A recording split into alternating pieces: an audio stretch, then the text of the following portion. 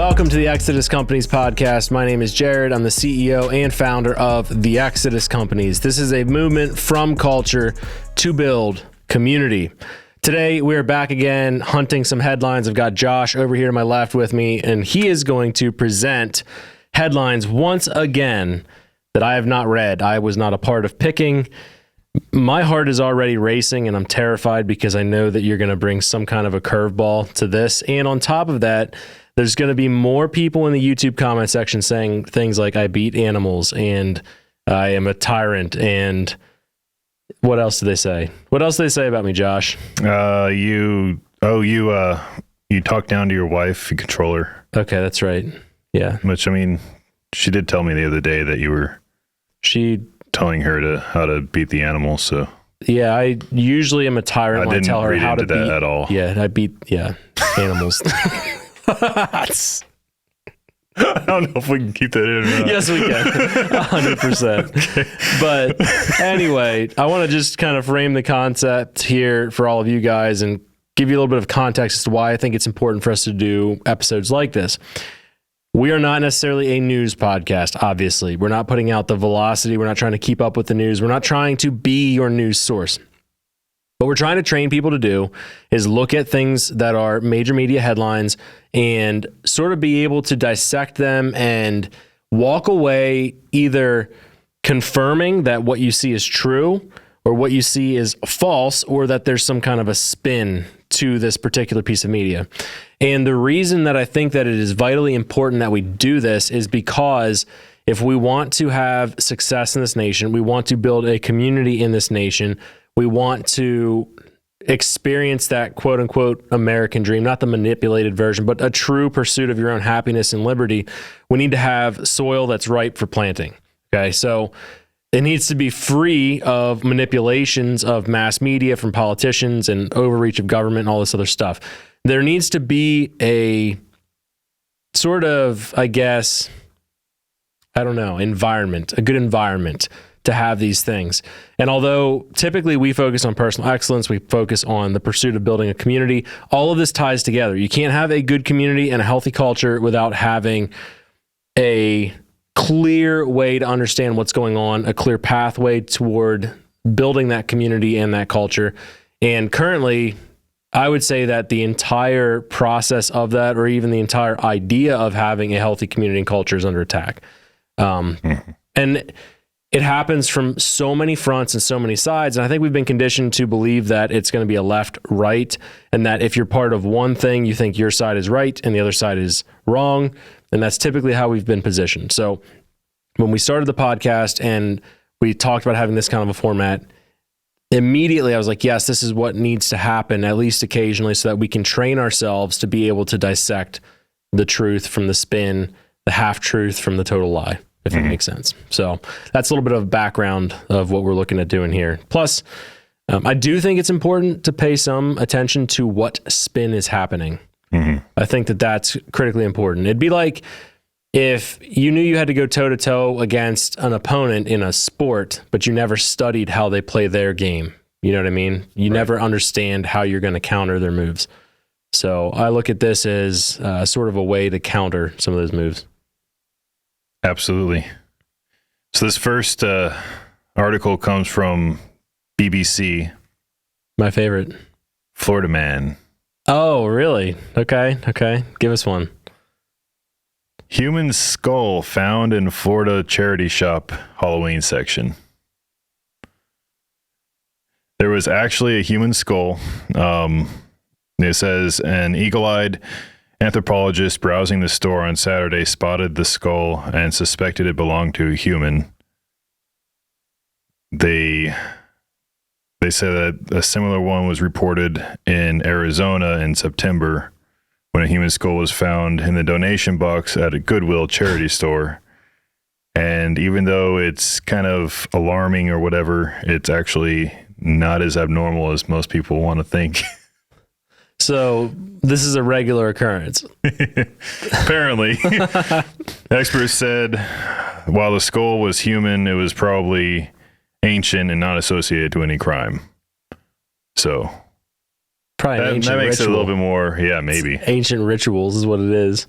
It's weird. Like the skull actually looks here. I'll let you see it. Yeah, we'll put up a picture. Wow, that looks freaking weird. It's got that big old. Yeah, that definitely looks ancient. Yeah. Dude, talking about that, it's like, I saw this recently where they kind of analyze, I don't know if this is a spin or not, but we do know that like testosterone levels in males are much lower than what historically they would have been with males, even back in the 2000s, or, you know, we're talking 30 years ago, 40 years ago. The levels inside of males today are much lower. But I was looking at this sort of a breakdown of skulls and skull structure of people in general, honestly, but males especially. When we were hunter-gatherers and we more had to, you know, chew our food, like really had to fight to live and survive. Dude, our bone structure was different. Our muscle structure was different. So like you see old skulls like that, you're like, wow, these look like totally different people. And frankly, in a lot of ways they were. Right. It has nothing to do with your article there, but other than the skull kind of jogged my memory. But this happened in Florida. It happened in Florida. And so Florida law, this is why they had to get the sheriff's office involved and stuff like that too. Well, obviously because it looked like a human skull and turned out it was a human skull.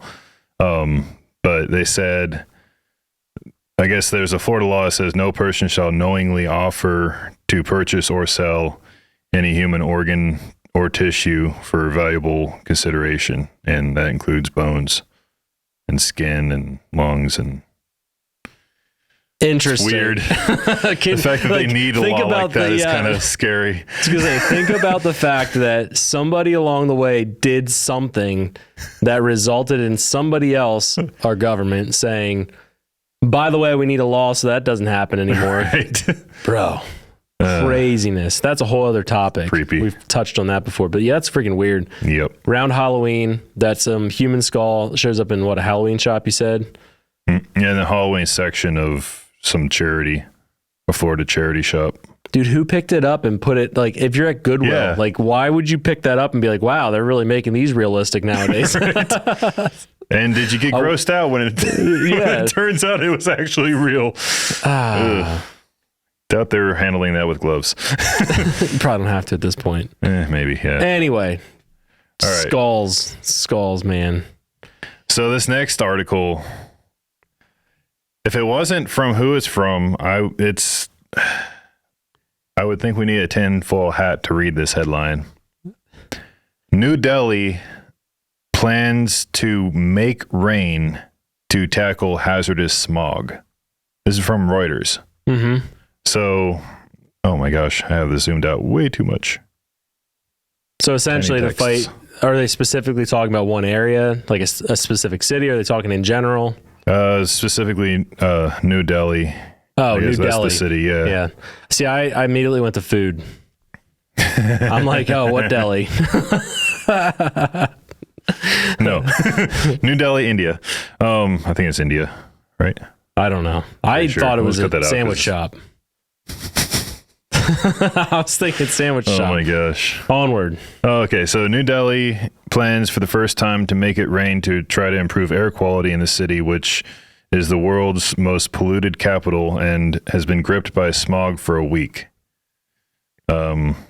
Depending on legal approval and weather conditions, the local environment minister said authorities would try to induce rain from around November 20th. So the funny part about that, and I don't know if there's any more to that, I'll let you go then if there is any more clarification or whatever context from the article. But yeah, I remember back in the day when people were like, we were talking about chemtrails and stuff in the sky, and everyone's like, oh no, you're crazy conspiracy theorist. It's just the gasoline evaporating and all that crap. Yeah, but since the early 1900s, and I would say probably World War II era and onward, there's legitimate companies that openly talk about weather modification. Like, this is not a conspiracy theorist, but I guarantee you some troll in the comment or some bot is going to jump in and say it's fake. But there are literal companies that you can go on their website and they talk about how in the Middle East, they'll find a cloud. They will literally find the one cloud in the desert that is floating. and they will seed it. And I don't know all the chemicals that they use and stuff, but they can literally make rain happen. And so I think when my mind goes to this, so a couple things. This is a trend that almost always occurs with articles like this and with information that comes out from the government, from other private companies. They always label it conspiracy theory at first, okay? And they want to discredit it because more than likely the thing that they're doing is very dangerous.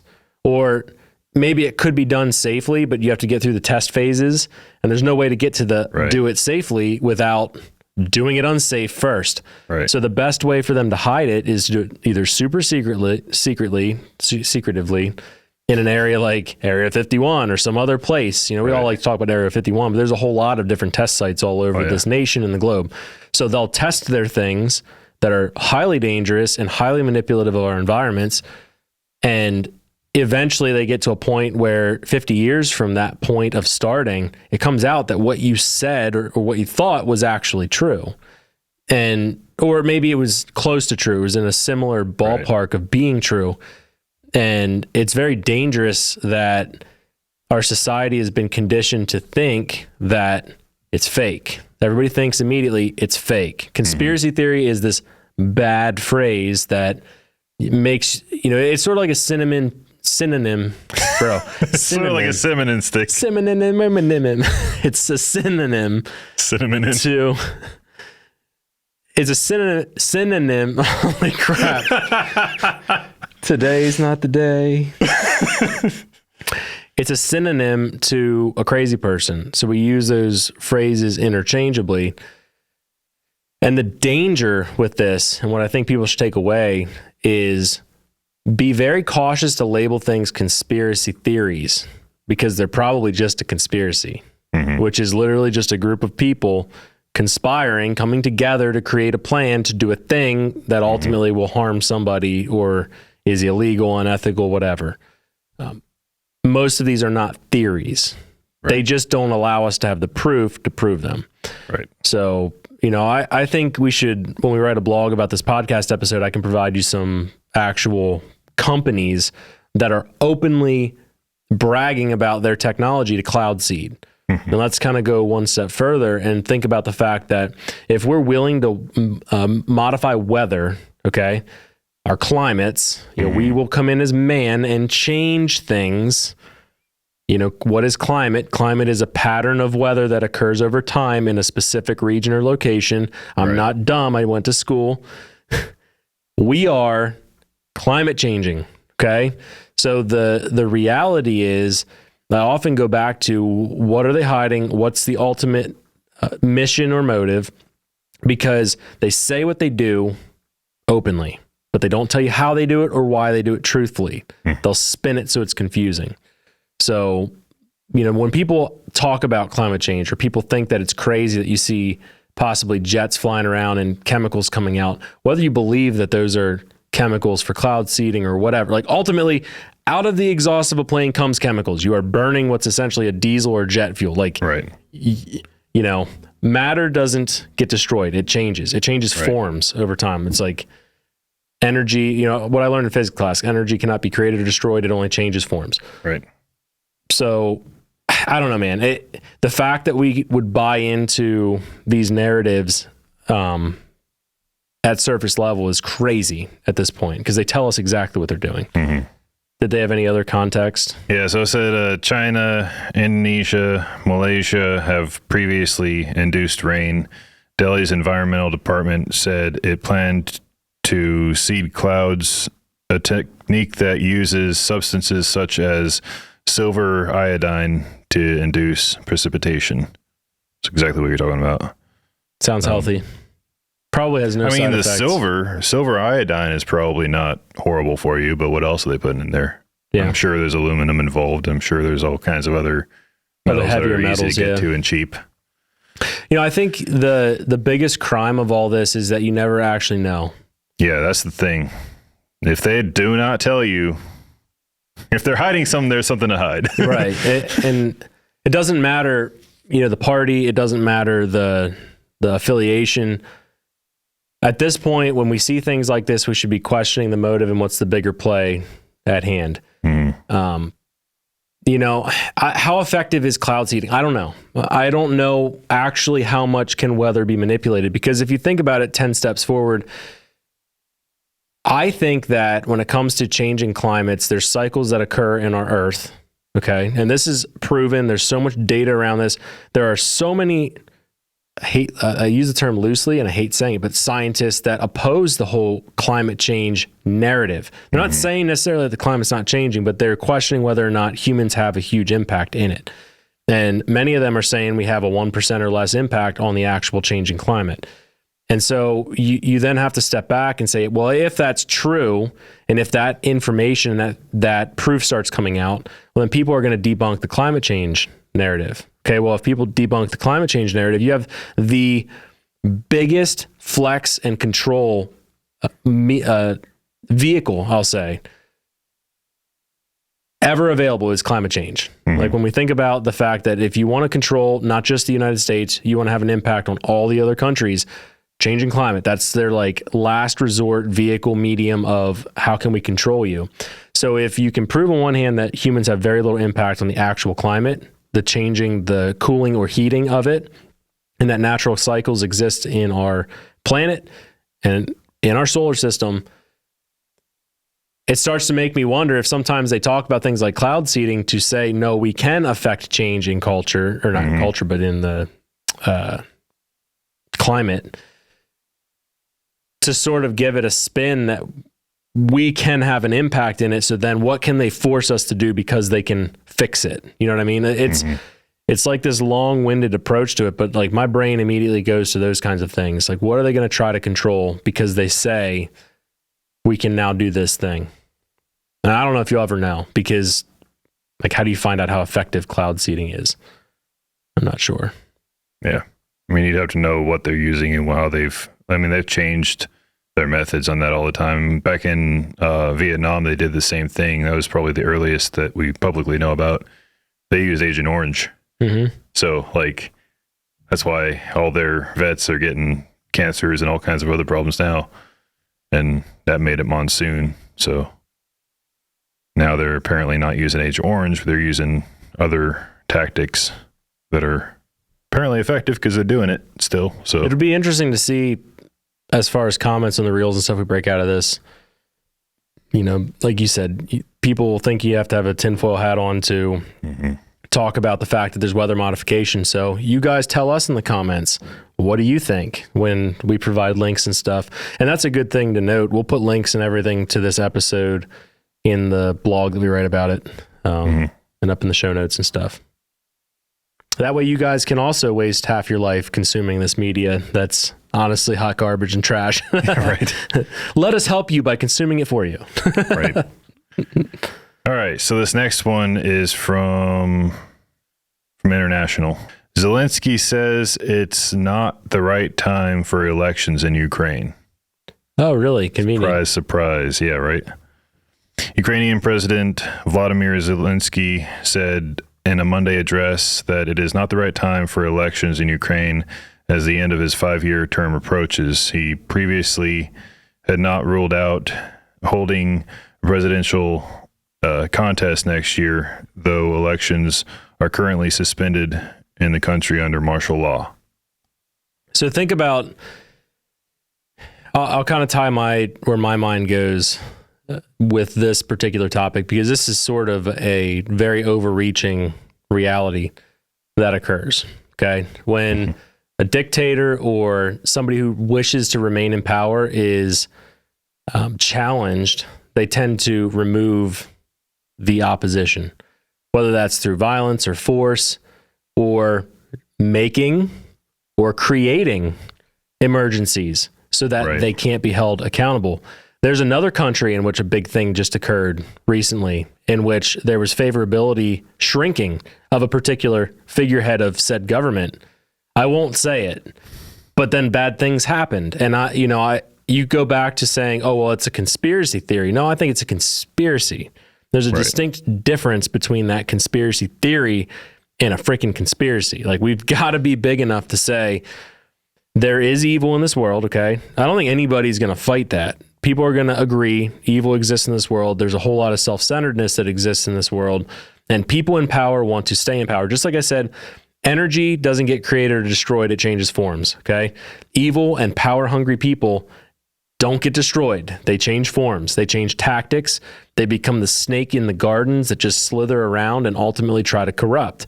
You know, the phrase ultimate power corrupts absolutely, or absolute power corrupts absolutely, comes to mind. And we saw it from 2020, 2021, and 2022. Mm-hmm. You know, these states wanted to continue to push these declarations of emergencies because under these declarations of emergencies, they get granted special, emergency powers. Those emergency powers allow a whole lot of executive orders. They allow funding, funneling dollars into states. These countries are no different. If Zelensky can keep Ukraine in a state of war and conflict, guess who's getting a freaking payday? He is. Yep. Guess who else is getting a payday? All of the massive war-creating machines and companies in this country who then are going to kick money back to politicians. So yes, these people don't want a change in leadership. And I think the finger on the pulse, how you would sort of audit this, the relevancy, or I should say the reasoning behind Zelensky fighting back, are there politicians stateside that are echoing the same thing? And who are those politicians? Right. Audit that. All of you guys listening, audit that. Yeah, because we have the same laws in effect that could be enacted on at any moment that allowed for him to do that, martial law and all that stuff. I mean, COVID actually, as a national emergency that it was very close. Like, thank God Trump didn't enact those powers. Mm-hmm. Yeah, he absolutely could have. You just said, wait a minute. Sorry, I said the T word. You broke down some stereotypes there by actually saying that you wish Trump wouldn't have taken absolute power. That's crazy. That's crazy. Don't kill me. I am not suicidal. No, but people would have thought, we're coming on to another white guys podcast over here. They're probably pro-Trump MAGA wearing, rednecks. But at the same time, I was very fearful of Trump taking and there was executive actions. It was a 50-50 shot. There were actions he took that I was like, I'm not about that, because I don't want anybody, regardless of their little freaking letter they like to put next to their name, coming in and taking absolute power. I think that in a republic such as ours, that is absolute bullcrap. Nobody should be able to walk in and say, we're going to hold off elections because we're in a war. Okay, you created the war. Right. Like, you created the soil and the environment to build this thing. Like the U.S., here's some homework for all our listeners. Who created Ukraine's situation? Like, let's just go back to, the late 2000s, early 2000s. Let's actually start looking at the history of what kicked off this entire situation, okay? I think that, like I said, tyrants will be very difficult to pry from their positions. Mm-hmm. And if a guy like Zelensky wants to remain in power, he will allow atrocities to occur to make sure that his people beg him to remain in power. They will literally create the problem to come in as a savior and solve it. And why it's so dangerous for everybody listening, and why we need to remember that our nation is no better than this, is because we're coming into an election year. We've already had the director of the FBI coming out and saying, oh, look out, there might be terrorist attacks. We've got more and more conversation around that. Like, these people tell us what's going to happen before it happens. Pay attention to that. On that note. Did I segue? Yes, you did. Perfect. Good job. Nice. New York Post. New emails show the Department of Homeland Security created a Stanford disinfo group that censored speech before the 2020 election. I've seen quite a bit about stuff like this too. Yeah. Is there any more context in that? There is. It's a long article, so I have stuff picked out. I'm trying to find exactly what. Well, while you're digging in and figuring out your location, I want to sort of frame why this is important to people. We see it today on our page. Mm-hmm. Okay. So this is a funny example, but just the other day on one of our YouTube shorts, we posted a short. Do you remember what the topic was? The one where they said I was beating animals? what was the even topic? Was that about my wife? Submissive wife. Submissive wife. Yeah. So we did a reel where the reel was chopped up. Obviously, we only have 60 seconds. We can't get a whole concept into 60 seconds. But also, guys, listen, we're trying to get your attention so that you listen and pay attention to the concepts that we're teaching. So it was a little bit clickbaity, but it was talking about my relationship with my wife and how she has a submissive role to me as a leader, the husband. And somebody came out and said something along the lines of, he's made loose comments about beating animals in the past. It's like, I don't do this very often, but I've seen this guy make casual comments about beating animals before. It's like, I've never made a comment like that on the podcast. When I talk about the animals I beat, it's behind closed doors, not in front of them. It's fair. And I usually ask you to stop talking about that. Yeah. The animals don't mind, honestly. Yeah. They've never survived past the first beating anyway, so. But what happened here was you have a perfect example of a bot comment coming in, planting a seed, and then there were 2 or 3 people that came underneath. The one dude was like, "Oh, for real?" And the other one was like, I forget what they said, but they essentially confirmed what the bot comment said. Yeah, they're like, "What?" Or what in the world? Never mind. I don't even want to know. So what you see in those situations, and I call them bot comments. We've talked about this a lot before. They're not always an AI created comment. They're not always a robotic comment. They are sometimes literally people. There are people that are paid for. So it sounds crazy, but there are companies that exist where you can pay them a fee and they will comment on your posts. Many of your favorite influencers are using these sort of programs. So pay attention. This is very, very, very important. They are fake followers, fake engagement, fake likes, fake comments, and you can direct the flavor of content that you want it to be. So based on hashtags, based on the algorithms, based on the topics at hand, these companies will literally target posts to try to sway public opinion. That's not a conspiracy theory. It's literally their job. That is 100% their job. And I could go today and pay for services just like this. My money will spend great on services like that. It's funny that a lot of times the same people that say, "Oh, that's a conspiracy theory," and then you bring up something like Cambridge Analytica or how did Trump win office or something like that. They're like, "Oh, well, they had all these bots and everything that skewed the election and posted fake." It's exactly the same thing. Yeah, he had that thing, and so do a lot of the other candidates. Pretty much everybody who wins, who gets to the top, that's how they do it. It's an industry. It is a full-blown industry at this point. And what so AI is all about. The reality that we need to keep in mind is a lot of the comments that you see and that you might even be engaging with are complete bogus trash. They're not a good metric anymore for the heartbeat of the country, your country, wherever you're from, wherever you're listening to this. Those comments are not a good metric of the health or the wellness or the reality of the world around us because they are 100% manufactured. So, like, for example, as this podcast grows, you will see more and more comments like that, where they will throw fire at me personally, at us, and it's going to be complete bogus crap. However, what they will try to do is have supporting comments coming in where it doesn't matter. You're guilty by association. The first thing that happens is people see the comment. They say, "Nah, it's probably not true." Well, when 500 people underneath are like, "Yeah, I saw that. Yeah, I saw that. Yeah, I saw that." Now it starts to become real in people's minds. And that's how you start to sway. A lie that's big enough. You repeat it enough times. So why this is important. Our government not only participated, but enacted this sort of behavior during those election times. They literally hid information. We saw this with the FBI files with Facebook. Even Zuckerberg came on to Joe Rogan and talked about his interactions with the FBI. The FBI directed Facebook to squash certain narratives and to enable others. Okay, that's coming from our government. And this is why I get really frustrated with people that are just saying, "Oh, we just need to vote more." Like, you can't vote out positions that are placed. Right. This is not as simple as just going vote. I think voting is important. Go do it.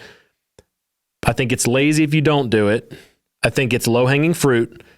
It's not the cultural revolution that we need. It's called engineered consent. That's exactly what their goal is, what their job is. That's what they're hired to do. They're hired to engineer consent.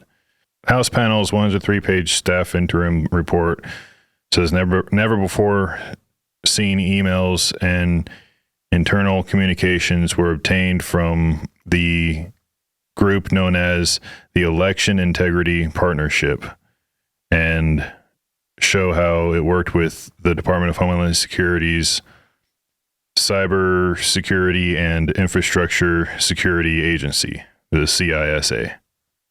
Sounds kind of weird. It sounds like Just saying. CIA with one extra letter. Right? They have nothing in common. They have nothing to worry about. Right. All right. So we're the government. We're here to help. The staff report, the Election Integrity Partnership is a group in Stanford University. DHS contacted them.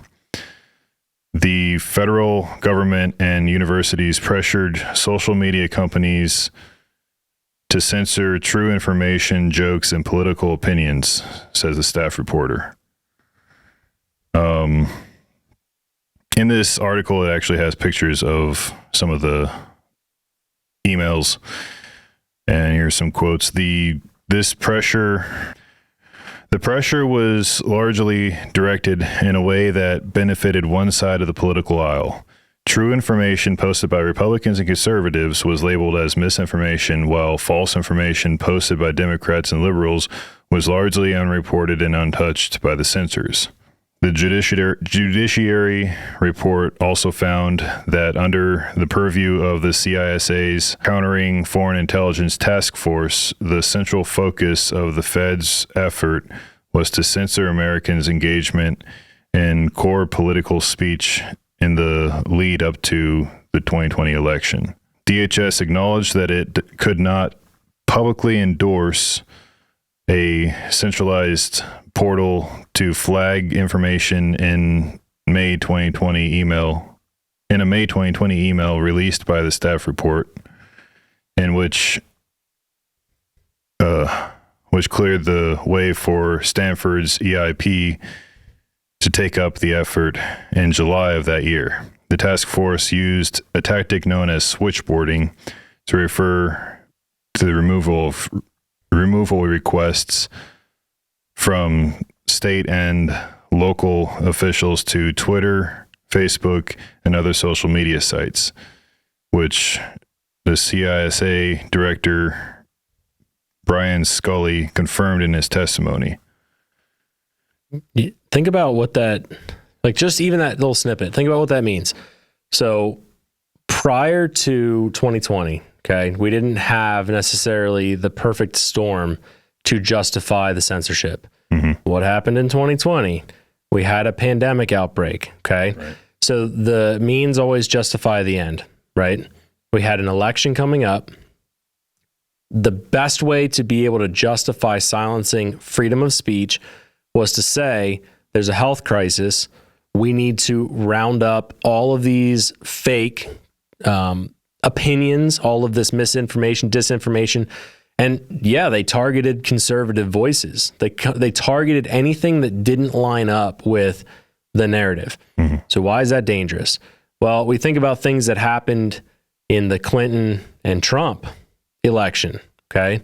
This is actually funny. If you go back and you look at responses to Hillary losing to Donald Trump, everybody said the election was stolen, election integrity, all of this stuff, the things that we're saying now, which I believe existed, okay? But now if you say it, people look at you like you're nuts. Mm-hmm. They'll be like, no, you're freaking crazy.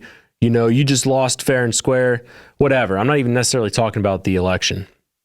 But the reality is they created the perfect situation to be able to come in and say it is so dangerous that we need to silence these opinions because people are dying. Think about the tactic behind that too, because the way that it went about, if they only censored conservative voices, then when anybody comes out and shows proof and says, hey, this was going on, the only evidence that they would have would be favoring the conservatives and against the Democrats. Mm-hmm. So it makes you look like a partisan no matter what. Right. You either roll over and lose, or you fight it and look like a partisan and lose. But they also hit you with velocity too at the same time. Mm-hmm. Like the amount of velocity of stuff that's coming out is very difficult to for a normal person to even keep their head around. Like we can't even keep our head around it. Oh yeah, absolutely.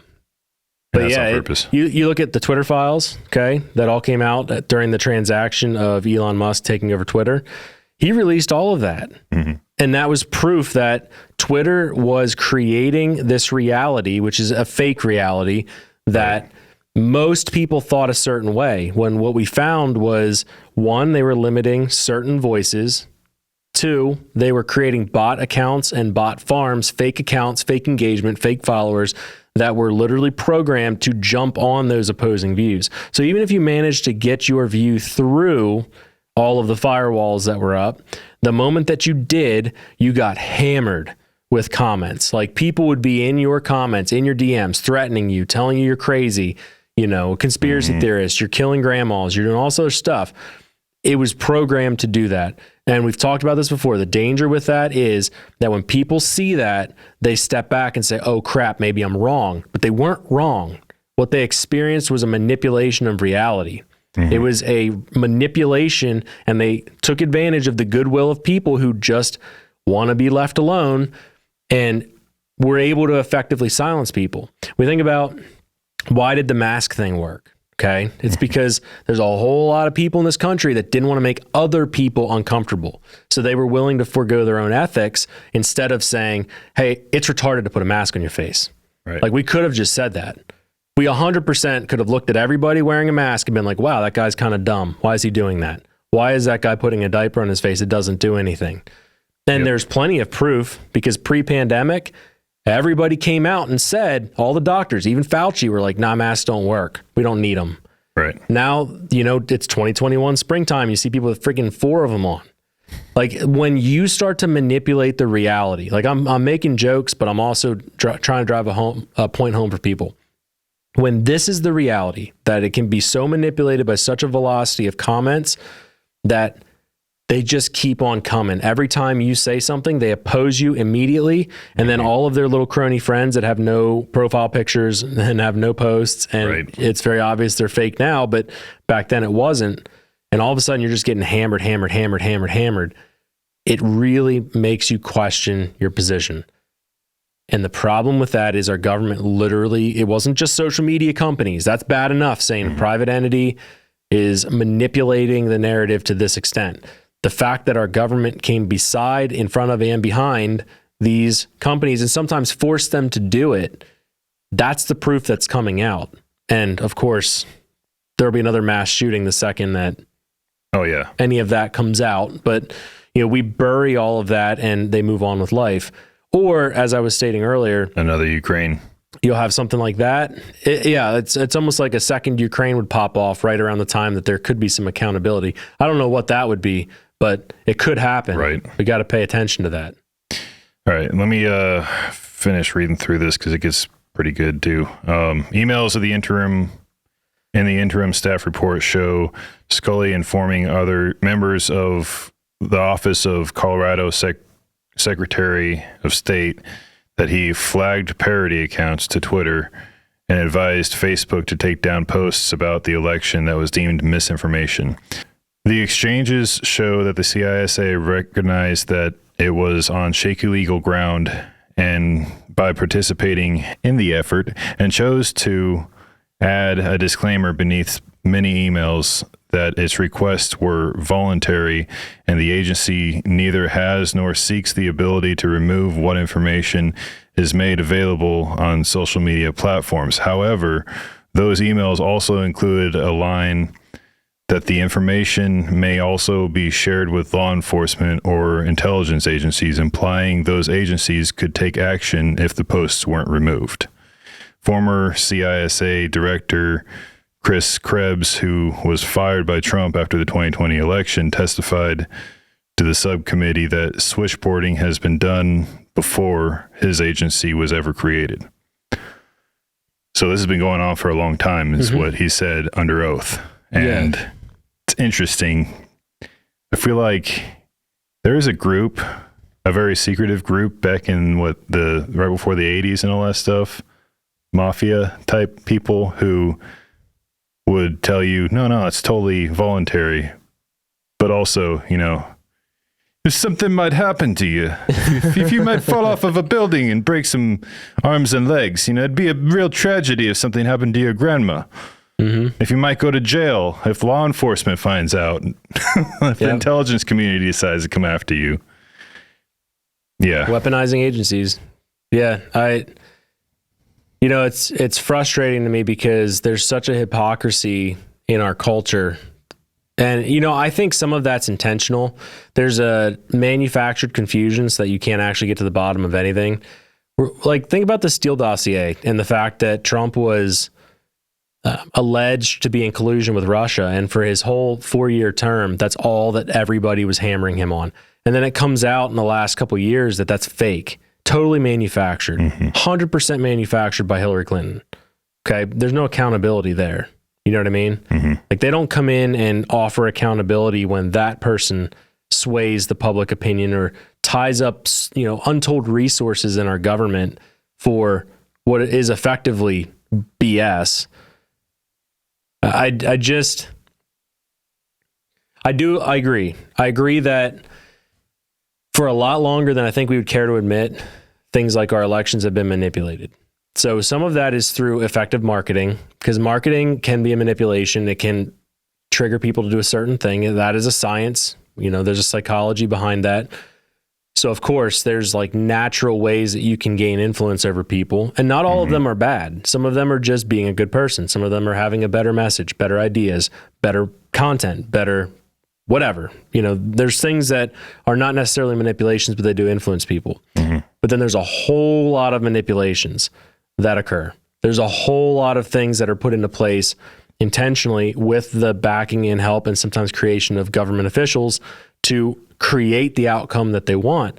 And so the broader thing here, when I think about censorship of speech, it shouldn't happen. Mm-hmm. It just shouldn't happen. And whether somebody is standing out and being like a Daily Inquirer where they're putting fake news articles out about celebrities, they should be able to do that. They should be able to say the thing that's on their mind, because in this country, the First Amendment that we went and wrote into our Constitution covers several things, but first and foremost, free speech. Mm-hmm. There's religion and all that. There's a whole lot. There's like 4 or 5 things inside the First Amendment. However, we protect free speech. Okay. At all costs, we protect people's ability to say the things that they want to say. Mm. And in a nation that's strong and healthy and has a good culture, the good ideas are going to win. The ones that are founded in truth will win if you allow them to organically be sorted out. That doesn't mean that people will never get hurt by bad ideas at all. I'm not saying that. Liberty is dangerous. If you want an oligarchy or monarchy, or you want a dictatorship, you can move to countries that have that and experience it. We can talk to first-gen Americans who have experienced that. That stuff already exists. But in this nation, in this republic, we are supposed to be able to speak our mind. There might be consequences from your fellow man, but we're supposed to be protected from our government to say the thing that we want to say. Okay? Mm-hmm. Government's not supposed to be involved in that. But we know that they are 100%, and they have a high stake game and interest in controlling and creating the outcome that they want. And that's the bigger fear for me. And because people are so easily put into a left-right camp, it gets very dangerous, because all that needs to happen is you get a nugget thrown your way where your guy wins. Mm-hmm. Okay. But let's just say it's DeSantis. Okay. I'm not actually picking on DeSantis here. I'm just using him as an example. Let's just say that the current batch of elitist, elderly, freaking decrepit pricks that are in office say he's the one because he's mild and he's not going to come in and uproot our swamp. He's just going to kind of blend in. They'll rally around that. They'll create the reality that needs to exist. They'll create the TV ads, the marketing materials. They'll schedule the interviews. They'll position him politically to do the thing that he needs to do. And the right will feel like they won. You know what I mean? Mm-hmm. And then when you feel like you won, you let your guard down and you just kind of fall asleep. And I don't know. I don't know what it takes for our nation to wake up to the game that's being played, but it's extremely frustrating to see it, and it's why I get frustrated by the traditional, like, go vote harder crowd, because I'm just not. I think a grassroots movement needs to occur, but it's going to require More than just voting. More than just voting. And you know, the thing, why I'm passionate about this, let's kind of lay out why I'm passionate about that, is because I think entrepreneurs, business owners, and entrepreneurs that work for businesses that are of this mindset are the players. They're the ones that'll make the moves. And so what we need to do is return our country to a point where companies can grow and become strong and good companies can start to thrive. Because that, in my opinion, is one of the best ways that we can create culture. Because if the company's invested in culture, the employees are invested in that culture, they take it home with them. They pour into their community if that business was a good example. Not every business is. Our business isn't perfect. We're trying to, you know, our team's always talking about culture and trying to build a good culture. It's not perfect, but being intentional about that is a great way to build that outwards.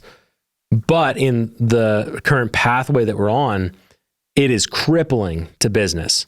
And it is intentionally set up to try to absolutely rape and pillage you out of existence. Every turn you go, if you own a business today, you are faced up against a wall where someone is trying to rob you. And it is very difficult. So that's where my passion comes into these kinds of things, trying to dismantle this stuff so that we can return to a time when you could build a business.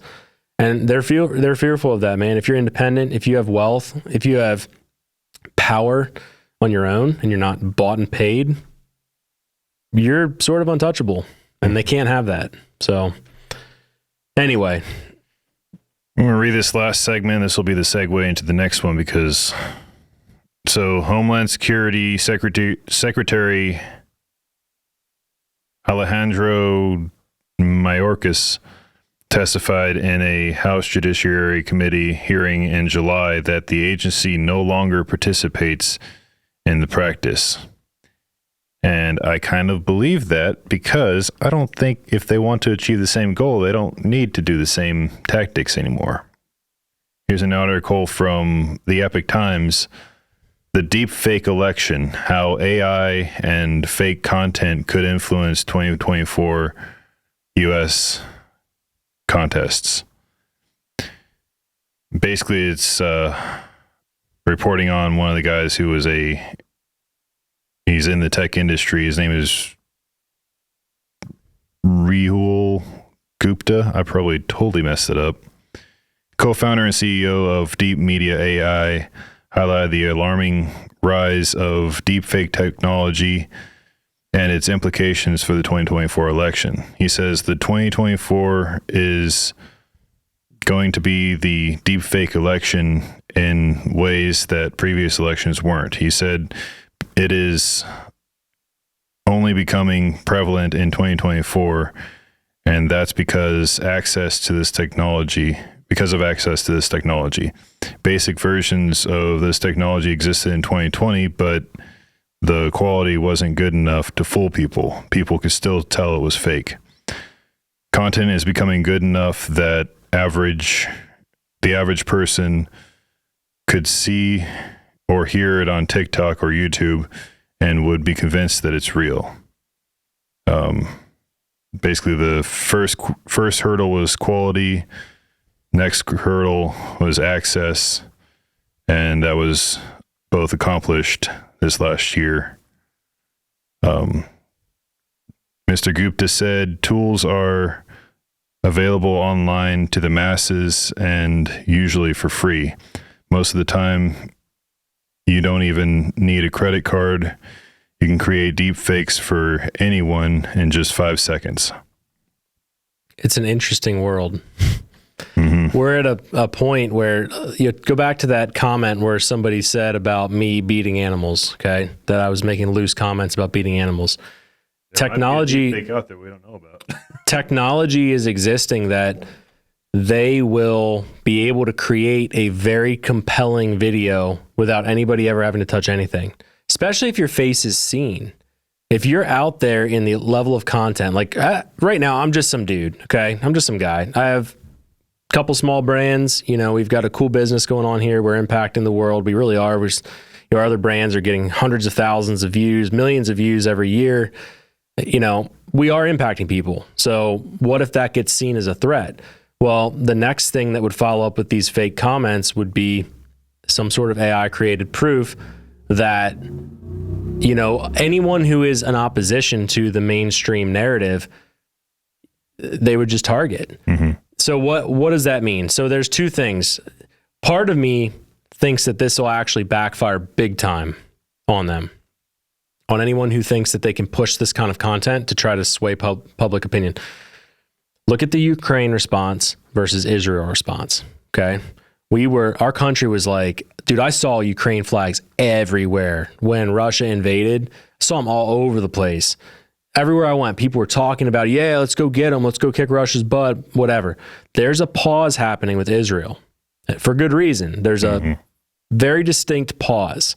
I think that some people fell for the initial trap that was there, but I'm noticing that our society is pausing. So here's another example.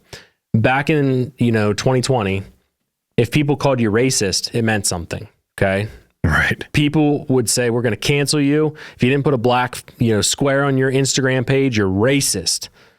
Doesn't matter. Okay, cool. Call me racist. I don't care. Literally, that song's been played on the radio so many times. I do not care at all. Call me whatever you want. I don't care. I'm going to come back tomorrow and say the same thing.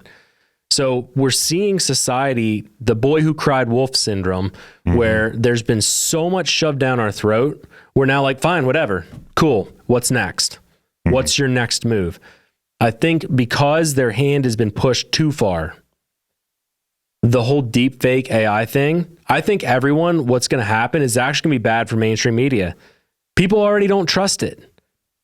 So in my opinion, we're going to turn it off. Most people are going to be like, you can't even tell.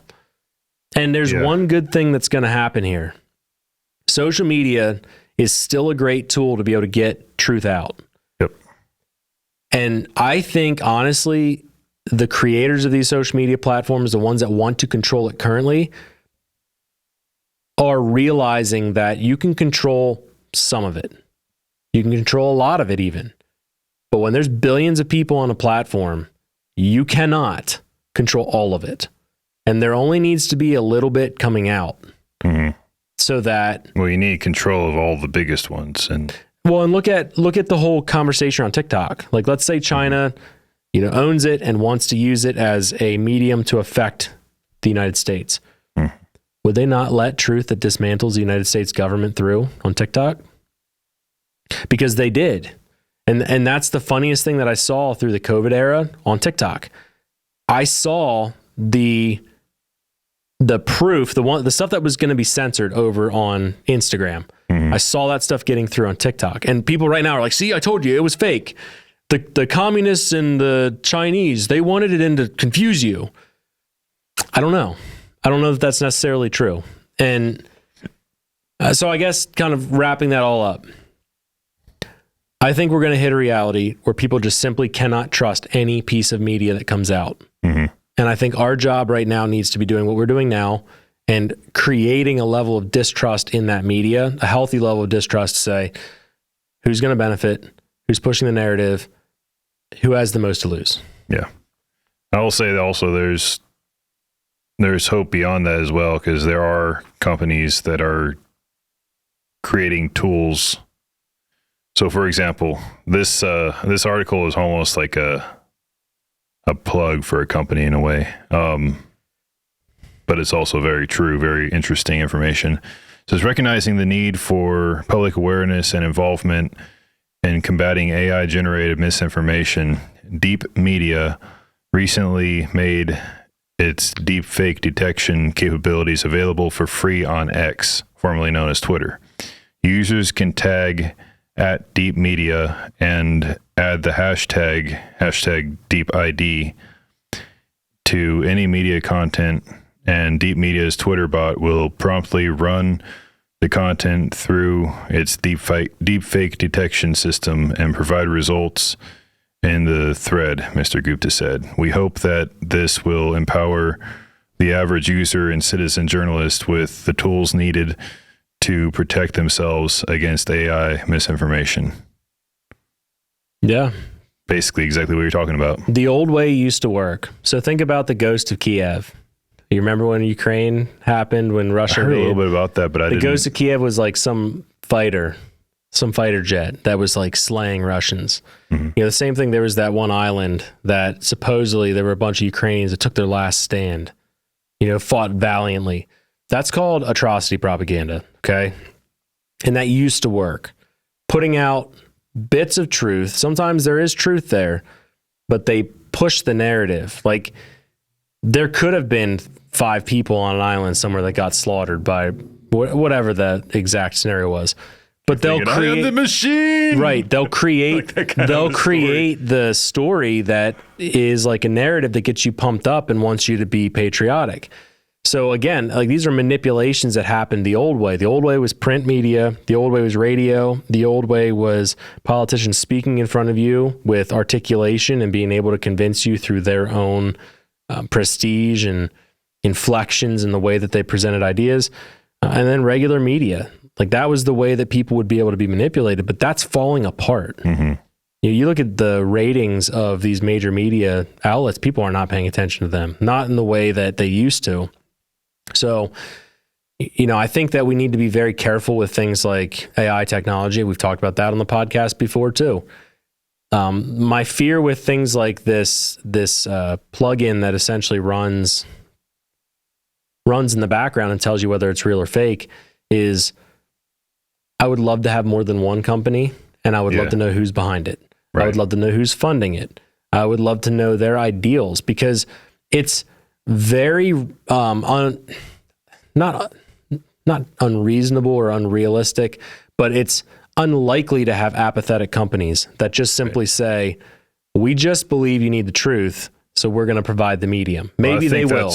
I think that's where the importance of open source comes in. That's why I love the fact that Musk made X open source code. Like, you can go in there if you know coding, which there's enough people that it mitigate. The idea is that there are so many people that know coding enough that they can go in there and look at it and see when censorship things are put in place, and they can blow the whistle anonymously or non-anonymously if they want to. But because of the amount of people that have eyes on it, the likelihood of them being able to get away with that is a lot less.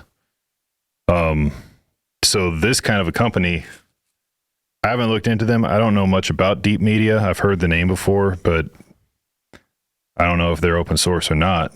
But eventually, hopefully, there will be more companies like that, and they will be open source. Although I have a feeling right now, most of the AI companies are not open source because nobody wants to give away their secrets when it comes to an industry that new. Let's be real. They just don't want to give away that they're training them to fit a certain narrative. That too. That's the largest part of this, is they want to on their... Even OpenAI is not open source anymore. It's just a name. They just want to, they want to act like this is some technology that won't be weaponized, but it will be weaponized. It already is. You ask certain questions into these chat boxes to see what AI responses come back out, and it's very easy to see what political affiliation they are. Right. By the way, Google, Brave, all those big search engines, they're all ChatGPT powered now. They're not, I don't know of hardly any of them that are not powered by the OpenAI bot. It's crazy. Even the ones that claim to be providing a alternative. Think about how crazy that is there too. If you have billions of searches happening every day on Google, you're training that bot. Like, it makes perfect sense. Oh yeah. In order to train these AI programs, you need to have this immense amount of data going in and out. You need to be able to test your inputs versus outputs. What did the person select when I gave them this result? And the best way to do that is to be in control of all of the major search engines. So yeah, I don't sit back. Like, we were just talking about this on our team. I think it was Brent and I, maybe some of our other team members were talking about this. When electricity was invented, there was probably a whole lot of people that said the same thing. Like, this is evil. We can't do this. We've got imaginary magical stuff flying through wires that could kill me. We were talking about what is revolutionary at our Tuesday meeting, and that's true. So there's a balance where I don't know where I'm at yet. Yeah. I still don't know where I'm at with AI. Well, the tendency with humanity in general, the human instinct, is to demonize what we don't understand. And that's the key, is with AI, how can we understand it? They don't, like, the people that are developing it don't really give us the ability to understand it. Plus, it's so complex, like most of us wouldn't be able to. There are some people coming out that are talking about it in more of a layman's terms kind of way. And the more they do that, the more of an understanding you can get, and the less scary it seems, but also in some ways the more scary it seems, because most of them are like, but this can be very, very bad. Right. Also, we just need to create. So, and honestly, when it comes down to it, just like electricity and all these other things, because I've been thinking a lot about AI too, as terrifying as it is because it's so new, the only thing that's going to be able to give us an even playing field is you create the machines that will be weaponized, and you create the machines that will be defense. Yeah. And I mean, there are ways to keep it, keeping it away from sentient and physical being is probably the key, but that's where I think my distinguishing moment is this last thing I'll say on this particular topic. AI gets scary if it attempts to create consciousness. Like when we boil down what is AI right now, it reminds me of, I forget what the movie was, but back in World War II, where they're creating a machine essentially to decrypt the German encrypted messages. So it would automatically like update each day. It was essentially like an analog AI, literally wires and cables and inputs and lights and, you know, relays and stuff just like blinking away, but it would create outputs. So you fast forward now, whatever, 100 years in the future, and, you know, now it's digitized, but it's still training averages and inputs versus outputs. Okay, I did this thing came in, this red square and a picture of a dog, and this thing came in, and when I spit it out, they rejected it and added more information, and I spit out another thing and rejected it, added more information. So you're training inputs versus outputs. And I think what the folks that are on the AI camp are failing to really give us a clear vision of is, at what point does a computer feel like it has consciousness? At what point does it feel like it has love and empathy and hatred and, you know, anger?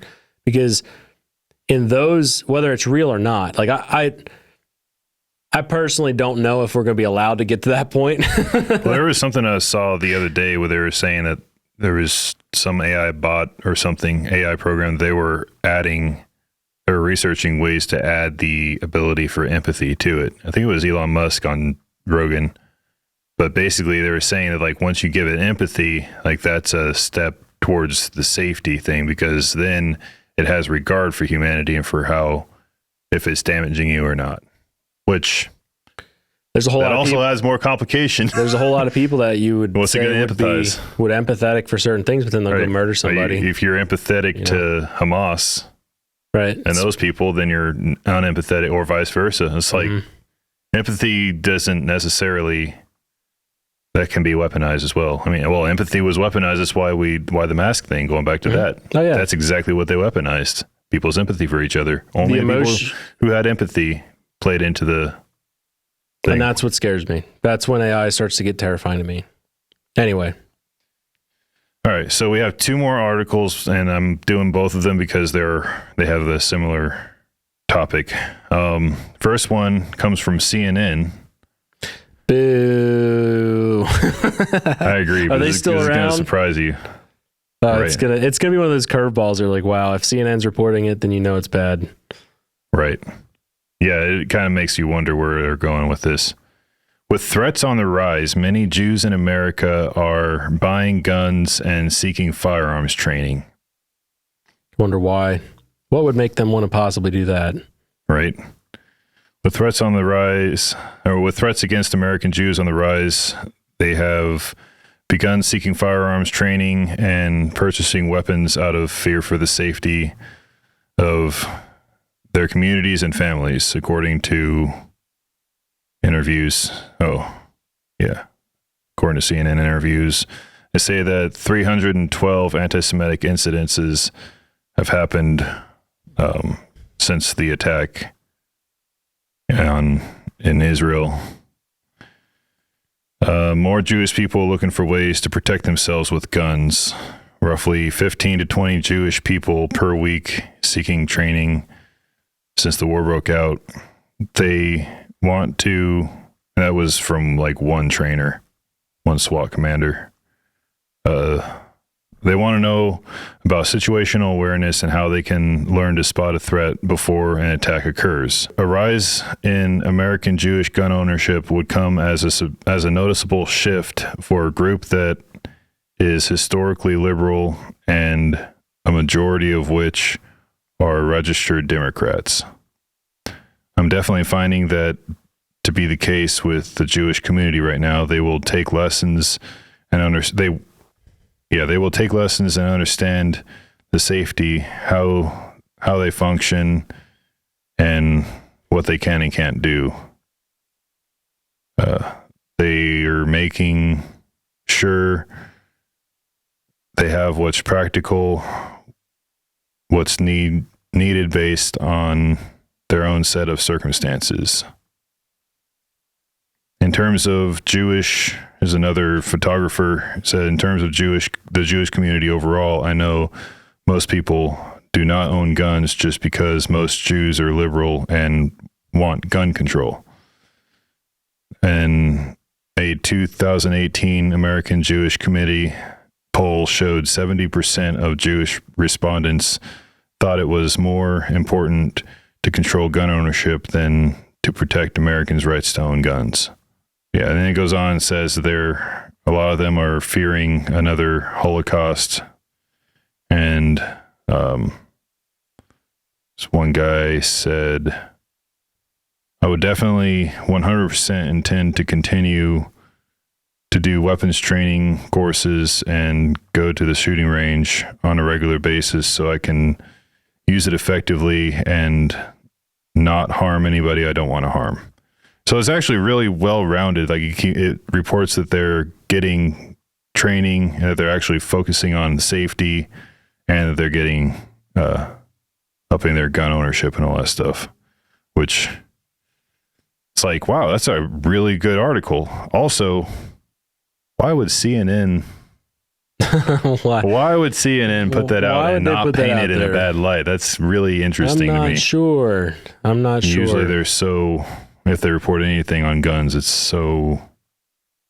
It'd be an interesting thing. So I don't know the answer to this, but is CNN owned by a Jewish owner or a Jewish organization? That'd be the one thing that I would say is maybe their ownership is Jewish. I don't know that, and I don't know how much that matters, but that could be why there was more, because that just from the snippets, a lot of their executives are. The snippets that you read seemed very positive of that. Mm-hmm. So that would be my first question. And I know right now someone's saying anti-Semitic. No, I didn't even get to my opinion, you weenie, shut up. So I'm 100% for Americans and humans arming themselves across the board. I've always said that. Gun rights are human rights. This isn't a black, white, gay, straight, male, female, Jewish, non-Jewish, Muslim, Christian. I get a lot of hate in the gun world because people think that I'm about arming our adversaries. Okay, well, who are our adversaries in the Republic? Right. I don't think that a Jewish person is my adversary. They're not out here trying to take my rights unless they're part of the group that's trying to take my rights, in which case they're just a freaking tyrant. I don't care if they're Jewish. I don't care if they're not Jewish. If they're a tyrant, they're a tyrant. At the end of the day, that's where the distinguishing characteristic is. Yeah, I don't want to arm those people, but it doesn't go down to a race, a color, a age, a gender, whatever. Gun rights are human rights. So I'm all for them getting armed up. And frankly, it paints this picture too that people need to understand. Like, this isn't a gun podcast, but when you look at the Israel situation, there's a whole lot of fishy crap that went on in that whole scenario of Palestinian fighters being able to invade that country, but they did nonetheless. Okay. So let's just start with that point. We just did a video on this on TA Targets. How could you be able to fight that back? Well, we could start by having Americans, or in that case, Israel or Israelites, arming themselves. Well, why can't they arm themselves in Israel? You guess. Government. Right. Because the state of Israel is a surveillance state that is oppressive against its people when it comes to human rights. Ask anyone over in Israel, did you have the right to not get vaccinated? Just ask that. Just do a little bit of research. All you listening, do a little bit of research to how Israel handled the whole COVID vaccine thing, and then get back to me. Then look at their gun laws and get back to me. Look at the fact that, again, we're looking at mainstream media reports. So let's just kind of round this out. About 1,000 people died in the whole invasion. Citizens were killed by the invaders in Israel. And there were a couple hundred people that supposedly were captured and taken hostage. Okay, well, how do you stop that? We stop that by doing exactly what it sounds like the Jewish community in the United States is doing. You arm yourselves, because this is not a Democrat-Republican issue. Everybody thinks it is because the Democrats have been conditioned into more progressive ideologies that say gun equal bad. Well, guess what? Guns in the hands of the Trump administration is bad. Guns in the hands of the Biden administration is also bad. I don't like that. I don't like them having the balance of power in their court. I want the balance of power in my court. So I own ample machine guns. I've got a whole lot of ammunition, night vision, thermal, a community, communication, vehicles, fuel, food, the network, all of the things that they don't want you to have, so that I can hold my own. And, the Jewish community, it sounds like they're doing that. And I applaud them for that. I'm all for it. I think that that's great. I think that you saw the same thing with women buying firearms, and you saw the black community buying firearms too at record numbers, especially when all of the riots were going on in the inner city. And you know what? Everybody wants to paint the gun community as if we're this like anti-anything buying guns, when I literally have the belief that gun rights are human rights. Right. I don't have any other distinguishing characteristic there. From where I'm sitting, it looks like the Palestinians, the people, the citizens, Palestinians and the Israelis are in the same boat. Both of them have oppressive regimes. Both of them are not allowed to do anything outside of what the rules are. Both of them are totally being oppressed, and both of them being used as human shields. And the way that I look at this is they're not allowed to leave. If they leave, they get sniped. Right. And are the American people different than the American government? Just absolutely. Okay, so are the Israelites different than the Israeli government? 100%. Are the Palestinian people different than Hamas? Absolutely. Okay, so now we've just said there's a humanity issue here, all right? Right. There's tyrants. They come in all shapes, sizes, flavors, and colors and religions. Yep. Okay? So maybe instead of me hating my Democrat neighbor that lives 2 houses up the road from me, maybe I just hate some tyrants. Like maybe as a people, we just need to start saying, look, whatever tool you need to have power in your court should be had by the people. Okay. Right. We just had articles right here you just told me about. We can provide links to people where DHS, FBI, these 3-letter agencies, sometimes 4 because they don't want to say CIA, they want to say CISA for some reason. We'll give them a 4-letter agency. I don't care. But they openly say things like, we do this thing. It's like, okay, well, how do you balance that power? You got to have some teeth. And I know right now the detractors and all of the anti-gun people are like, well, you can't go against an F-16 with a rifle. Stop. You don't want it to get to that point. Right. So the way that you stop it from ever getting to that point is you arm yourself. They have predator drones. Those drones have operators. And also, most of those drone operators, they're not blind. No. They know what's going on. And they're not tyrants either, a lot of them. I love this country. Okay? I love this land. I love our people. I think that what we were given requires very delicate stewardship. And I want to build this nation. I don't want to destroy it. And that's the difference between us and tyrants. Right. We want our people of all walks to flourish. I love that the Jewish community sounds like they're getting strapped. Get some good training. Because guess what? It's your human right. Okay? I love when I see groups inside of our inner cities getting armed up. And not just throwing guns on and being reckless with guns. I'm talking about becoming trained. There's a whole movement. And I've got friends that are leading that movement because I am in the gun industry. This is my network that are leading that urban movement towards responsible gun ownership and educating people about how, frankly, the gun control of the past was based in race. The entire reason they didn't want people owning guns was because they didn't want slaves to be able to stand up and be able to go toe-to-toe with the regime that was in power at the time. Right. Like, I know I'm a middle-aged white man sitting here saying that, but that's the truth. Gasp. How dare you? Gasp. I can't believe that this guy just did that. Is that shattering glass ceilings? Is that what that's called? It's something. I don't even know what that's It's called threatening their worldview, But, breaking stereotypes. But Everything you knew was a lie. But, in between my beating of animals, I believe that all humans have the right to own firearms and that it is an undeniable right. I believe that the government has no say in it. There should be no paperwork in it. Nothing. And I know that's going to rattle some cages, and that's what we're here to do. What about wives? Wives should ask their husbands. Beating or owning, I don't care. Well, no, not the beating. The firearms, they should ask their husband first. I have a feeling nobody's going to understand the sarcasm in that because my wife is as strapped as I am. My wife didn't ask me to carry her Glock. I mean, she asked me which pistol she should get, what rifle she should have access to, but she has no say, clearly. I told her to get back to the kitchen, man, but she didn't. She hit me. Good. Dude, I can't wait to have her on the podcast because when people see our relationship and the fact that there's a humor here and the things that I can say, I don't know. I can't wait because it's going to explain the position. Like you see a lot of dudes come out, the Andrew Tates and all this stuff, and they come out and they're like pushing this more traditional masculinity, but they don't back it up with a relationship that's been in existence for now almost 20 years. Right. You know what I mean? So like, I don't know. I feel like I have a different lens that I'll be able to share, which is pretty cool. But continuing on to that topic, I think that people should be very hesitant to put themselves into camps, kind of rounding this concept out. Don't put yourselves into camps. Okay.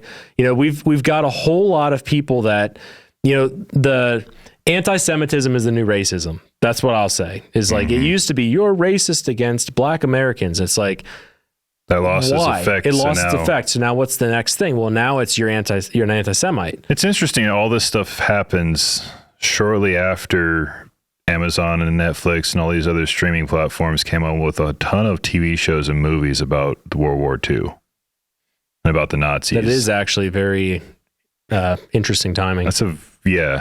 That's weird. I don't even know what to think of that, but that is strange. It makes my stomach kind of turn a little bit, to be honest. I'm currently working through a series that is exactly that. Yeah. It's a World War II series on Netflix. Whew, that's steep. But again, we're looking at, there's a tyrant. The Light You Don't See? Yes. I think it's a great show. I think that's only a few episodes. Yeah, she's blind. Yeah. Yeah, so I'm only into the second episode, I think. Bro. It's pretty cool. Anyway, but we need to be able to separate the Jewish government. It's not even the Jewish government, the Israeli government. It's not Jewish government. It's Israeli government from the Jewish people. Right. Okay. There's also not Jewish people living there. You know what I mean? Right. Like it's not just Jewish people. It'd be interesting to do a deep dive into how many of the people in the government are actually Jewish, like practicing Jews versus was it rabbinical or whatever, the Orthodox Jew versus whatever. There's like Zionism and other weird newer versions of. Yeah, we are falling for the trap that they want us to fall for. Mm-hmm. And what they're trying to do is say, you can't talk bad about Israel because if you do, you're an anti-Semite. You hate Jews. But that's not the case. Divided by race and religion and all those other things. But that's not the case. We are against tyrants. Okay, we're against tyrants allowing invasions to occur in countries so that people get killed and then policy gets created and certain positions of power are retained. We're against that. We're also against terrorist cesspools invading. Right. Like you can have both. And that's been my biggest frustration with this. And I think the result that people see of like the Jewish community arming themselves should be a perfect example of this isn't a religious battle necessarily. I mean, I know Christians this is how the government manipulates us, but there's a whole lot of Christians that are leaning on the end times prophecies. And I see a lot of conservative influencers doing the exact same thing. I believe that our government and the governments abroad are doing that intentionally. Mm-hmm. We all have access to the Bible. We can all read Revelation, okay? Right. Why wouldn't they put into play certain things to try to make us feel a certain way and react in a certain way? Now, I'm not saying you could argue that is, I'm going into Christianity here, that that's God's intention to utilize those forces to put into play the thing that's happening. I'm not going to be here to debate that. I see this as a humanity crisis, and it's all rooted in this evil desire for people to have power and dominion over each other. if you have enough power and you know what is written in a religious text that a large amount of people under you that you affect have studied, you have enough power, enough influence, it is possible to make things happen that look like what was written in the text too. 100%. And that, talk about the manipulation involved when you achieve that. Holy crap. So that's what scares me about these situations. Yeah. It's why I don't think we should plant flags in our front yard of any flavor. Whether that, is Trump or Biden or Israel or Ukraine. I think we need to be very careful. I think we need to be cautious about worshiping men, because that's what that is. It's idolatry. Yep. I'm speaking now to a podcast that's not just listened to by Christians, but I think you're idolizing man in that scenario. I think that's very dangerous. So wherever that falls or whatever that looks like, we need to be cautious of that. And in the meantime, you as a person should be positioning yourself to protect yourself against all of those actors. If you hate Trump, why would you allow the government that could go back to Trump be able to control the thing that keeps you sovereign? Right. That's the problem. That's the biggest thing, because I have an equal amount of fear of that. Yeah. Well, my Democratic brothers and sisters that, I get labeled a Republican, they get labeled a Democrat. They want us to be so divided that we forget that we have common tyrants that we all hate. Protect the systems that make it impossible for tyrants to thrive. Yep. We have long wandered from that. So that's a soundbite that'll shatter those whatever ceilings. So this is the last one. It is by Reuters again. G7's political relevance is at stake over Israel-Gaza response. Interesting. G7 is the group of seven. It's the seven most industrialized countries of the world that get together. Foreign ministers from Britain, Canada, France, Germany, Italy, Japan, and the European Union and the United States meet in Tokyo this week to discuss the conflict, which several global powers have warned could spiral and engulf the Middle East. Europeans are divided, and this division is also certainly visible within the G7. Complicating matters is that the current chair of the group, Japan, has taken a cautious approach to the crisis, resisting pressure to fall in line with pro-Israel stance of its closest ally, the United States, officials say. Officials from France and Canada, speaking on condition of anonymity, also said the strong U.S. support of Israel and concerns about backlash from either Arab or Jewish segments of the populations of the G7 nations have made reaching common positions challenging. From the beginning of the conflict, Japan has sought a balanced response, in part due to its diverse diplomatic interests in the region and its dependency on the Middle East for oil. And Israeli diplomats have intensively lobbied Japan in phone calls, emails, visits to Japanese officials, etc. I honestly believe Israel is supposed to be a Ukraine 2.0. The support of Ukraine is dwindling. Okay, we've sent billions, man. And if true numbers came out, we'd find out we're in like the worst economic recession. People are calling it the silent depression because our government will not admit it. You know what I mean? They crippled us through COVID. The last 3 years, they've just trashed small business, including ours. They've made it very difficult to succeed. I don't know, man. They tried to push another thing down our throat that would then be another money laundering scheme, another military industrial complex initiative that all the Lockheeds and General Dynamics and the BlackRocks and the Vanguards and all these other massive entities will profit greatly from, which then politicians are heavily invested in, which means they profit greatly from, all because we printed money for all these causes. I think that it's backfiring to a level. I think that the Israeli conflict fell apart, a lot of the narrative, very quickly. And that's not detracting from bad things that happen to people. But I think people are so worn out from the narratives and the propaganda that they're just simply not listening to it anymore. The support of it in general is dwindling. The scary part is, how are they going to garner support? Well, something bad happens here. Frankly, what needs to happen is that implosion. And honestly, as sad as it is for me to say this, I think that's what our officials want. They want the implosion. They want the World War III. They want to have this turmoil that then sucks our 19 to 29-year-olds into battle. I don't know what else to say about it other than that's what they want. I don't care what country it is, any of the G7.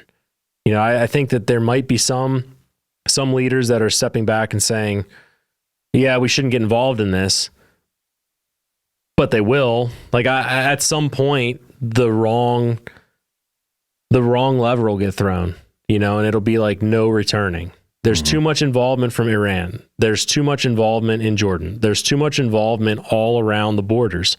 You've got this like hay bale, or this whole massive pile of hay that's been dried for years, and you just have this like toddler standing there with like a freaking furrow strip trying to like light this thing up and hoping it blows. Because ultimately, the politicians will benefit no matter what. The ones that are invested heavily in these companies, they're going to benefit. They've got their bomb shelters. They're walking around with private security. They have everything they could ever want. They walked in as freaking college dropout, nobody douchebags, and they became worth 12 figures, 10 figures or whatever, because they were in a position of servitude, which in and of itself is ridiculous. I don't know. Everybody smells a rat. I think that's what that means. Everybody smells a rat. I don't know what the rat is, but it's there. It's interesting too, seeing everything going on. The last country to get involved in World War II was the United States. And it wasn't technically World War II until the United States got involved. And all it took was Japan bombing Pearl Harbor. Yeah. Things are, and everything else had to do with all these unions and these weird groups that had all these contracts and everything. Now we got the G7, you got the World Economic Forum, you got the United Nations, all these groups that are country leaders and also major corporate leaders, and everything is intertwined. And now, like, Israel was like at the heart of it, it seems like, and everybody is so, for so many reasons, so divided, even inside themselves, it semes like. And that's it could very easily. Yeah, I think it will. I think, World War III is already going on. The only thing is we haven't necessarily put physical boots on the ground. Well, it was one of our team members we were talking to said that there was a loose comment made about World War IV. And if you think about it, I think that it is true that we have been in World War III, because World War III was the Cold War of our era. It was the propaganda scheme. It was the misinformation. It was the intentional betrayal of people through a psychological level that is going to lead us to the fourth. Right. Frankly, all countries are involved in the COVID scheme. What about the global war on terror? Yeah. I haven't done that much research, but to me, like, the little bit that I do know, I'm like, what was the difference between that and a world war? It was a global war on terror. We were fighting. I think we weren't fighting an organized country. There was, like, if you boil it down, like, where I would sort of separate them is, like, if you look at World War I and II, you're going against standing established empires or, dictatorships. And the people that are involved are all sort of established and first world nations. I think technically, if you look at GWAT, we were kind of going against a third world country in a lot of ways. And I don't know, there's a whole lot of times we get our butts kicked by these smaller nations. And that's, again, a great argument to people having rifles, because we have plenty of examples in history where superpower goes up against the homeland of people that don't want to be messed with. Right. And all they've got are sticks and stones. But guess what? They hurt. Right. When you have motivation, terrain, and your homestead, you fight to the death. And that's what we've found in many cases. The same would be said if they truly tried to overtake this nation from within or without. That's how it would go down. Right. Guerrilla that's warfare. why they have to do the ideological subversion so that you don't recognize it when it does happen. You pick the wrong sides or you sit down, do nothing. So largely, I think if I could give anybody encouragement, because like what I don't want to come from these formats is people walking away depressed. I think that you should actually walk away encouraged, because there's a whole lot of people waking up. The key is, more than likely, if you see something on MSM and they say a certain thing, you can almost always guarantee it's the opposite. You can almost always guarantee that there's some sort of a spin at play, and just audit the people that you listen to, including us. Like, I don't want to come on the podcast and be out here saying some of these things. I really don't feel like it. Like, you were pulling my teeth to get me to sit down here today. It's like, I don't really feel like talking about it. However, I think that we've been gifted the ability to sift through some of this stuff, take our own experience. And if nothing else, maybe we're wrong. Maybe I'm totally off base, but maybe I made some people say, I'm going to take a second and breathe. And in that breath, they were able to find a clarity of their position, find real truth, and maybe make our nation better in some way, shape, or form. So that's kind of where I'm at. Yeah. I mean, think for yourself, think critically, always critique. Truth stands up to scrutiny, always. And if it's true, people won't fight it when you question it. You know what I'm saying? Like, if it can stand on its own merit, proof's there. Right. People that are the loudest, that scream, that kick, that are like if I put up a post today, I'm like, I'm going to just say it, masks are gay. I said that for you all out there. I'm waiting for the next soundbite. But if I said that today, reel there, if I said that 2 seconds today, we watched it 1,000,000 times.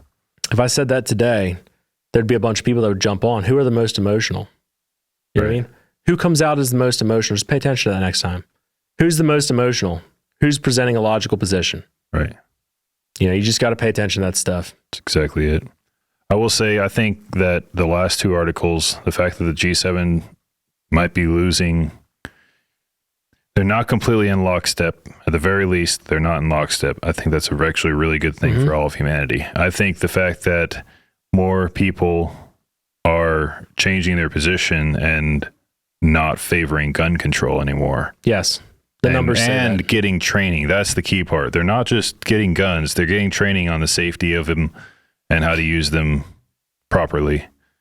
I'm how to not be efficient. patting myself on the back at all, because our company doesn't have anything to do with any of that. But no, not at all.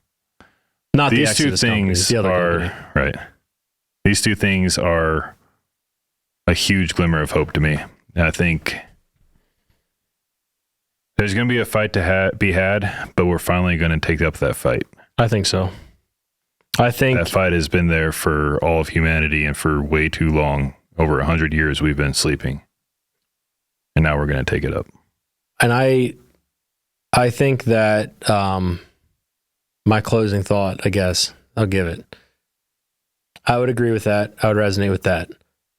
When we started our first business in 2015, when I had the mindset that firearm rights are human rights, okay? I base a lot of my foundations off of that. Because the people that don't want you to have guns, they do not have your best interest. The Trudeaus, the smirks and through their freaking whitened teeth, these elitist pricks that'll smile and say they're taking your guns away and no pistols shall be transferred, all this stuff that they do. Those people are evil, because the only people that fear someone like me, who's well-trained and has firearms, any firearm I want, I have everything. The only people that are scared of that are people that have some power to be had, because I'm just building a business, man. I'm just raising families, a family, 6 kids right now. Our community is raising children. Who fears that? Right. Who actually is scared of that? We're Someone not who out wants to take it from you. We're not committing atrocities. We're not invading countries. We're leaving everybody alone. We're respecting everybody around us. We're not the people to be feared. The people to be feared are the ones that are trying to take that stuff from you. And I believe that society's waking up to that. And I think that, podcasts like this, they help us to create the soil and the environment to be able to truly experience what this nation's supposed to be. Yep. And it takes a lot of work. It takes a lot of chiseling. It takes a lot of wading through bullcrap, and it takes a whole lot of errors that get thrown at us, the fake comments, the whatever, you know. And I just said earlier, I was joking, like anytime someone leaves a comment down there and says like, I am a tyrant to my wife, or I beat animals, I'm just going to come on the next podcast and then say the thing. Yeah, we don't want anybody to be a liar, so. I can't be a liar. I just have to come out and say things, you know. But it, you know, ultimately, they can't cancel us. If they try to cancel us, I'm going to come back the next day and say the same thing over and over again. If they try to shut us down, we're going to find a new platform. Yeah. I don't care. Like, I feel like I owe it to my sons and my daughter to do my part in this world now. And if I don't, one, I'm weak. I'm a weak example of a man. If you can't even go up and say your mind to somebody, you're weak. Stop being that, because I was that too. We've all been that. That's not me just making fun of people. It's just saying like, dude, if I can't tell you that I think wearing a mask on your face is retarded, I am a weak man. And ultimately, if you can't speak your mind, you're weak too. So, and if you can't take someone saying that to you, you're also weak. Like, that's the thing. It goes both ways. We should be able to, as men and even women, as strong individuals, we should be able to speak our mind and hear opposing points of view and either agree to disagree, or at the very least, or at the most really, take that and consider it. And go about your day. If you disagree with it, go about your day. Yeah. Who freaking cares? All right. Ultimately, I guess I'll close out with that. We have a lot of work to do. We have a whole nation that needs a cultural revival. And I think that it's easy to get beaten down. It's easy for us to think that the things that we do don't have any impact. And frankly, that's what we've been taught. We've been taught that the silent majority, or the sit down and shut up movement, is this morally superior avenue, that when you just want to leave people alone and you just live your life, that's the better route. And, you know, it's like, what do you not talk about at family dinner? People would say politics and religion. Okay, well, why did we decide that was the thing? Well, the reason we decided that was the thing is because we were cultivated, we were created to not be able to handle those conversations. We can't handle them without having a flag planted in our front yard. So because of that, we would rather just not say it. When we knew something stupid was coming down the pike in 2020, and they started pushing stuff that we knew didn't work, or things that we knew, like intubating people, was killing them, you know, we didn't speak our mind. Not enough of us said, nah, I'm not about that. You know what I mean? Like, we completely fail on all fronts when we don't stand up and say no. And if we are not willing to say no when the cost is low, you really think we're going to say no when they're actually killing people? Right. When they're actually rounding people up and putting them in camps? Because guess what? Australia tried that during COVID. They had literal camps where they put people who were sick with the flu, that decided you can't be among people. Here's a question. What's up with those camps now? I don't even know, honestly. I don't know if they've even reported, if anyone's reported on them since. But think about all the rural areas where they were starting to build camps like that in the United States. They literally were starting to create them in the United States. Why were they doing it? Well, the reason they were doing it was for that reason. But that's enough food for thought for now, guys. We appreciate you tuning into the podcast. Make sure you're sharing it with some friends and family. Empower other people to make the change that we want to see. We'll see you guys in the next episode.